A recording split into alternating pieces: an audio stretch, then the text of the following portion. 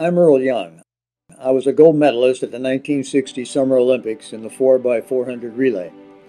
I hung on my track shoes some time back, and I'm now dedicating my time to helping the Leukemia Lymphoma Society in North Texas. To find out why, I hope you'll listen to my story, get involved to do your part to create a world without blood cancer.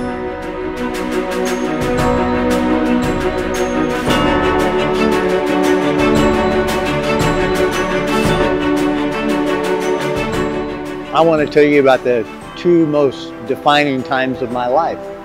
One of them was in Rome in 1960 when I ran on the U.S. Olympic track team.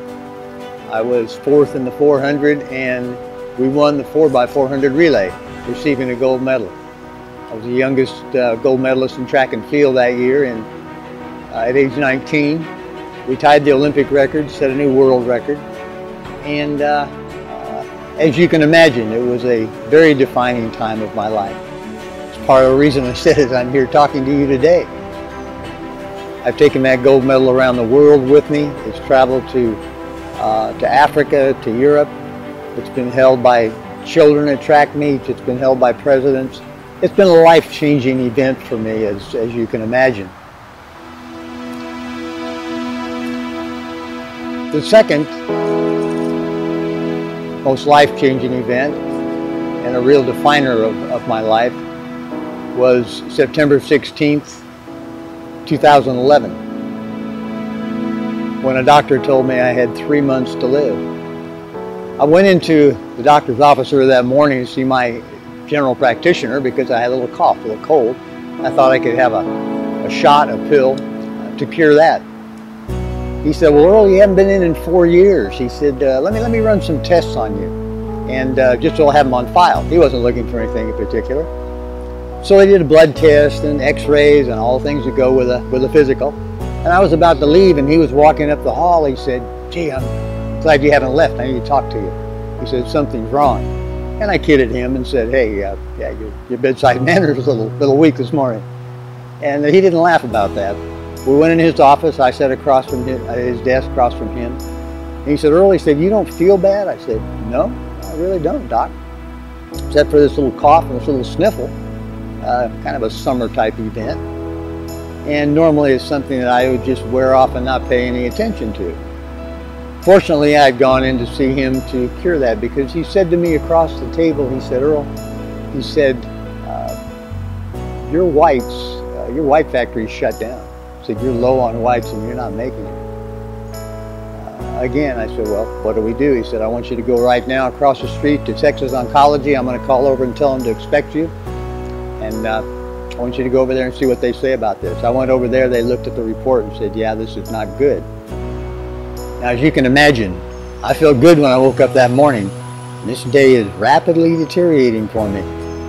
He said, "Earl, we need to do a bone marrow biopsy." Fine. Go back into the room and they do a bone marrow biopsy. I go back to the waiting area and wait on him to get the report.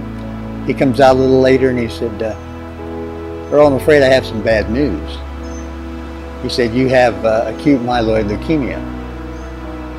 Now you can just imagine when you hear that type of report. Again, I didn't go in here feeling bad. I started the day to get a shot for a sniffle or a cough. And now I have an oncologist telling me I have AML. He said, "Do you know much about this?" I said, "I know leukemia is a terrifying word."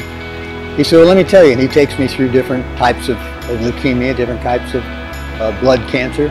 And he said, "Now the AML, the acute myeloid leukemia that you have, is one of the most rapidly moving." And he said, "Not only do you have AML, you have what we discovered a few years ago called a FLT3, which I call a supercharger, which makes it move even faster."